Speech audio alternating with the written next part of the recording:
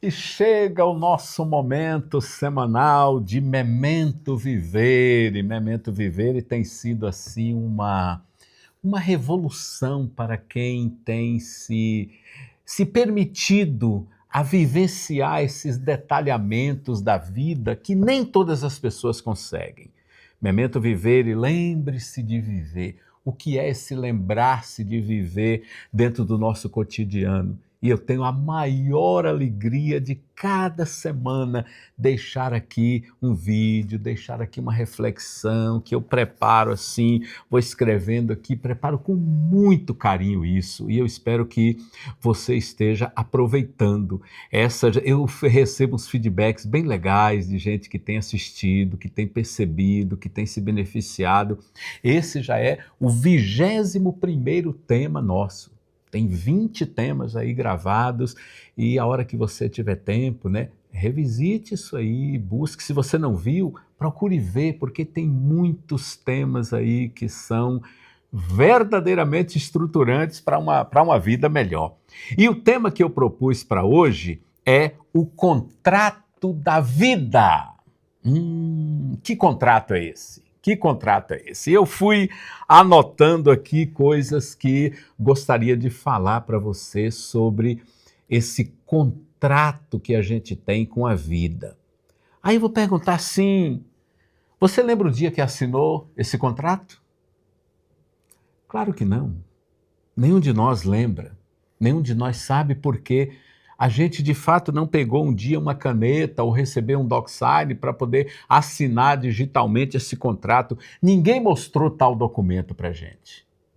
Ninguém nos pressionou para que aceitasse esse contrato, mas ele existe.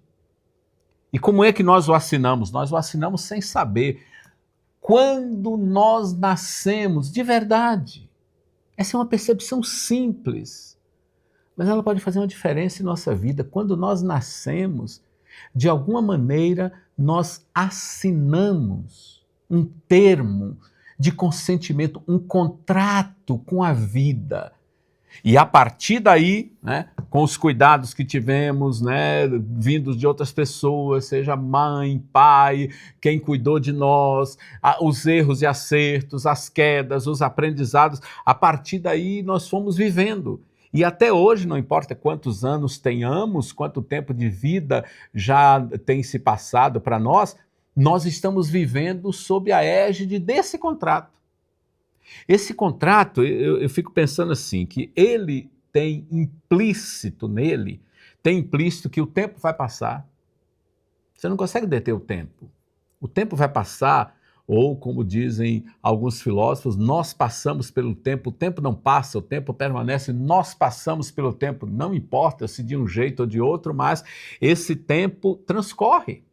Ele tem o seu fluxo, eu gosto muito dessa palavra, né? O fluxo do tempo, isso está aí. Quer ver outra cláusula que está implícita nesse contrato? As circunstâncias são imprevisíveis.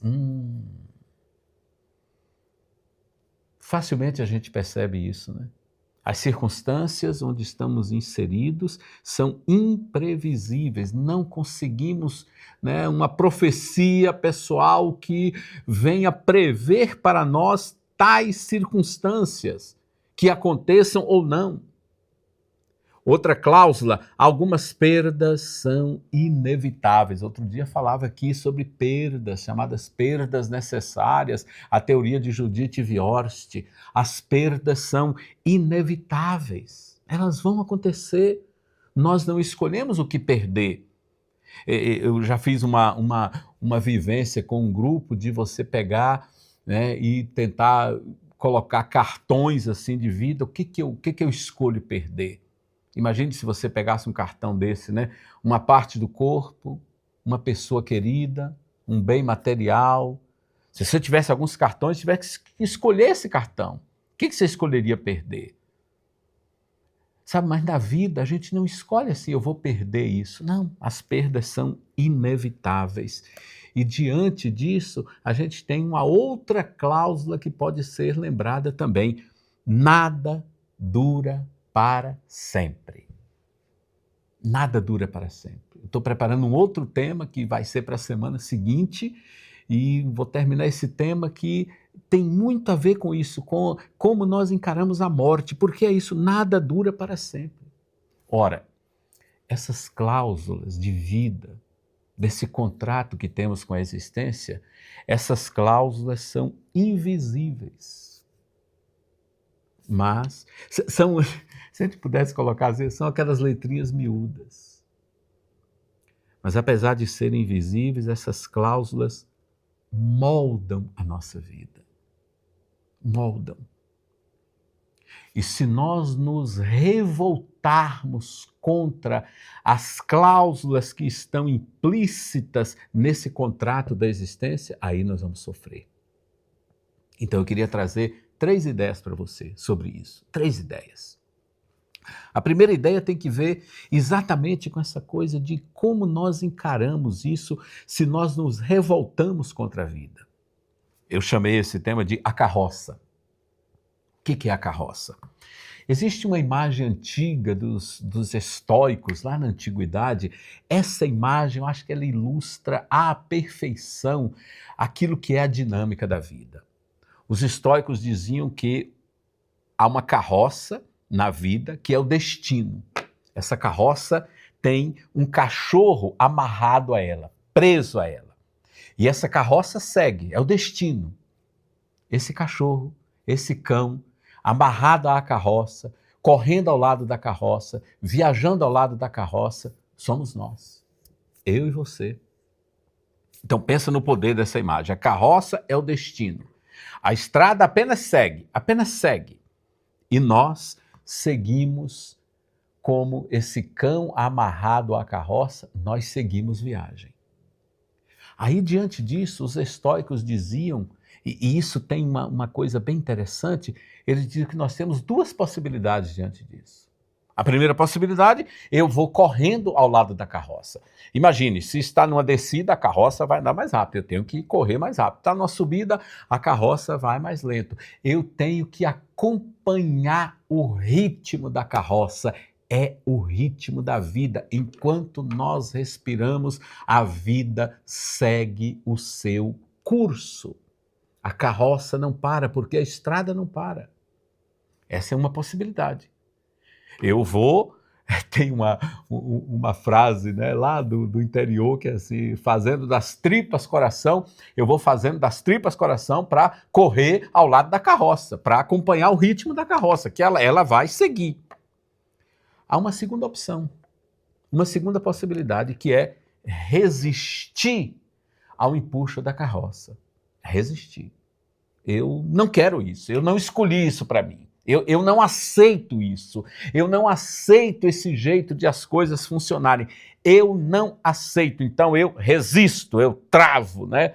Eu travo os pés, o cão travaria as patas nessa imagem dos estoicos, eu travo os pés, eu não quero ir, só que a carroça não para, ela segue. Consegue perceber isso de como é a vida? Eu posso resistir, posso travar a vida. A vida não está nem aí. Ela segue.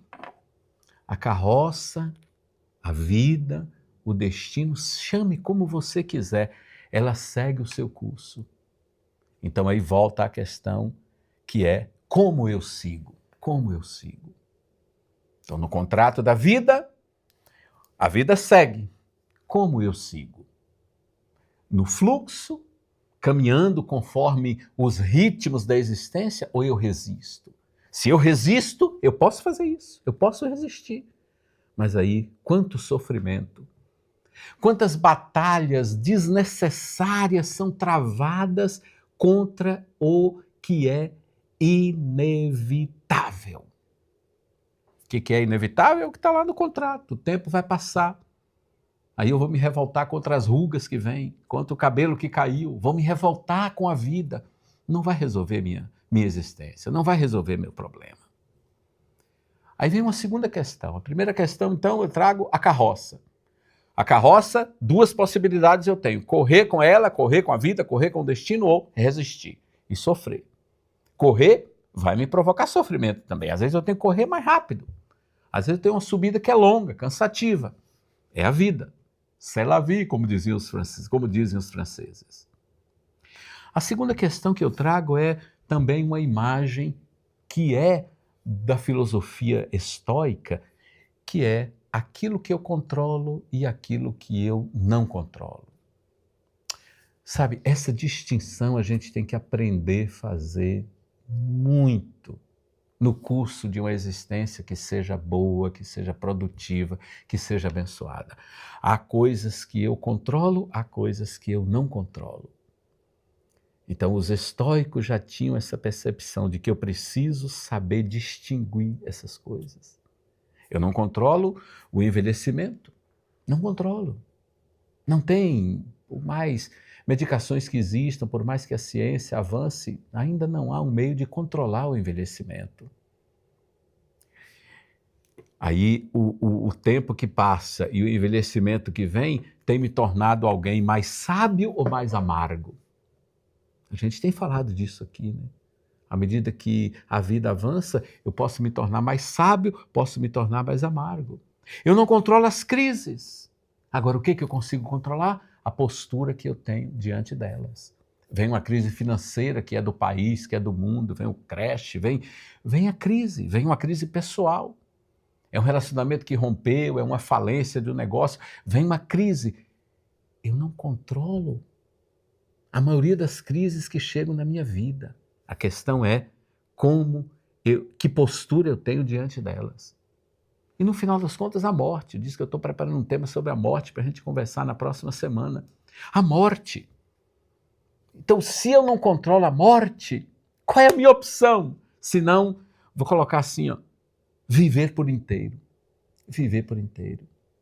Viver de tal forma que a gente possa chegar no final da vida e dizer, eu tenho dito que nem precisa ser no final da vida, é a gente poder chegar em qualquer época da vida, e eu tenho procurado dizer isso muitas vezes nos meus exercícios emocionais. É uma frase simples, profunda, verdadeira e estruturante. A frase é assim: vida, nada me deves, nada me deves. Olha como a gente pode lidar. Eu não posso deter a morte que chega. E não sei quando vai chegar, mas eu posso viver por inteiro. Então, aceitar a vida, aceitar o envelhecimento, aceitar essas realidades, não é viver com amargura. Não é uma resignação apenas. É viver com significado. E aí há uma terceira questão, que é o que eu chamo de o olhar do sábio. Você percebe que em muitos desses 21 temas, em muitas ocasiões eu falo de sabedoria. O olhar do sábio. Como é esse olhar do sábio? O sábio, ele não tem uma vida perfeita. Sábio nenhum de nós é. Caminho da sabedoria, acho que todos nós deveríamos estar nele. Então o sábio não tem uma vida perfeita. Ele olha para a sua história com respeito, mas sabe que a sua vida não é perfeita.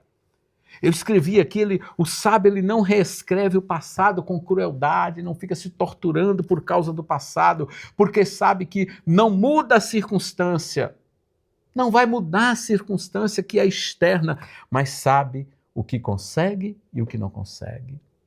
Essa distinção lhe torna alguém no caminho da sabedoria, alguém que vai no fluxo da existência, vivendo a beleza da existência.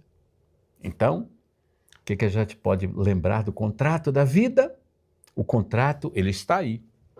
Eu não escolhi as cláusulas, eu não negociei as cláusulas, o contrato está aí. Mas, o que é que nós escolhemos? Seguir na estrada, seguir com alegria, seguir fazendo da vida realmente algo que valha, não valer a pena apenas. Que às vezes a frase valer a pena, ela pode ter uma conotação não tão boa, né? A pena é o que? O sacrifício? Não é valer o sacrifício, fazer valer de verdade. Então, uma boa vida para a gente, uma boa reflexão para a gente. Memento Viver é isso, é uma espécie de revolução pessoal. Esse livro tem ajudado muita gente a vivenciar essa revolução. Lembre-se de viver, que o lembrar-se de viver seja seguir o caminho da vida e não se revoltar contra ela. Curta aí, compartilha com seus amigos, se inscreva no canal se você não está inscrito. É um prazer a gente ter essas conversas aqui. Boas reflexões para você.